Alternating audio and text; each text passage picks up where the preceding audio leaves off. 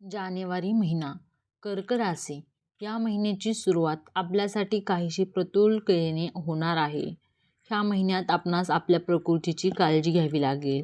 असे असले तरी उत्तरार्धात प्रकृतीत सुधारणा होईल. ह्या महिन्यात दूरवरचे प्रवास संभवतील. आपण निरनिराळ्या ठिकाणी फिरावयास जाऊन जीवनाचा आनंद लुटाल.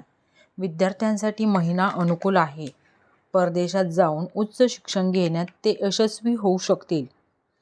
स्पर्धा परीक्षेत अपेक्षित यश मिळण्याची सुरुवात काहीशी प्रतिकूल असली तरी आपण जोडीदारासह भरपूर प्रवास करू शकाल.